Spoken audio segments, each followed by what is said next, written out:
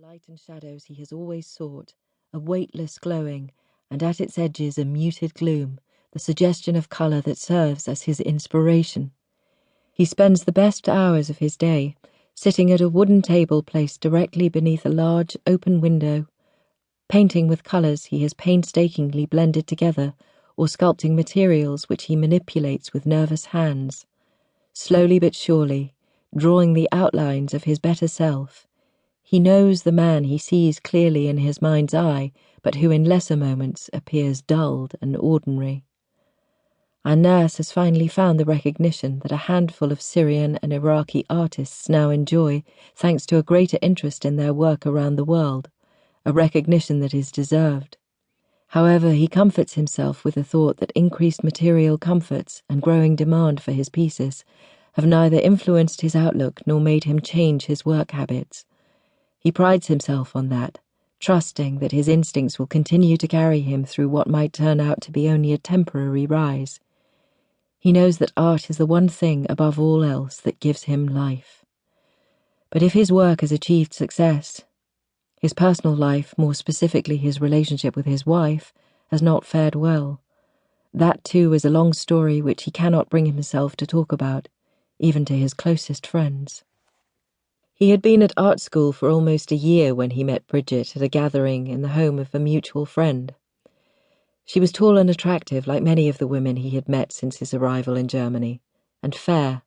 a striking contrast to his own colouring that appealed to him. Yet he had sensed something about her from the first, a willingness and humility he admired, an interest too in him that went beyond that initial attraction. Their affair had been passionate and serious in a way that was unfamiliar to him, demanded from him wisdom that his upbringing and consequent experience had not prepared him for, a view of relationships of women that was new and challenging. They had joked once about their closest moments being as lessons in love, with Bridget as the teacher and he the willing student. When they married not long after meeting, she had told him she looked on the prospect of moving to Damascus to live and raise a family as a welcome adventure. If she loved her husband so much, she admitted, it was in large part because she was fascinated with his culture, longed to discover a world outside her own European upbringing. Syria had lived up to all her expectations at first, as an authentic Arab country that remained largely faithful to its heritage. Perhaps, and the irony of this did not escape her, because it had lived so long under dictatorship that Western influences were few and far between.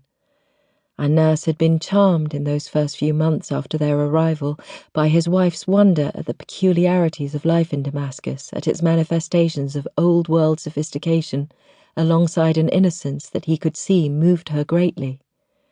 Once using a cash point at one of the bigger banks in the city, Bridget had at first been alarmed when a small group of what were clearly labourers came to stand beside her, apparently watching what she was doing.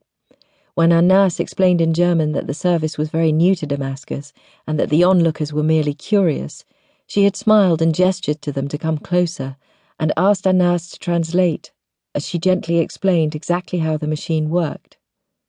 What she had not known, what Anas did not have the heart to tell her at that moment, was that the men were unlikely ever to need the services of an ATM, since bank accounts were a privilege that only a wealthy few enjoyed. She marvelled also at the daily proximity of people one to the other, the houses in the old neighbourhoods attached to one another in rows, their walls porous, voices and emotions filtering through them in the breathing air, people moving through the crowded alleyways that represented streets, bodies touching as if in a shared dance,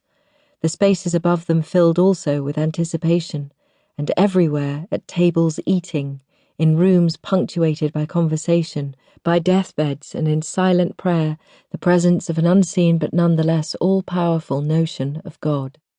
She told him, in those early days when they talked about their almost daily excursions into the heart of the city,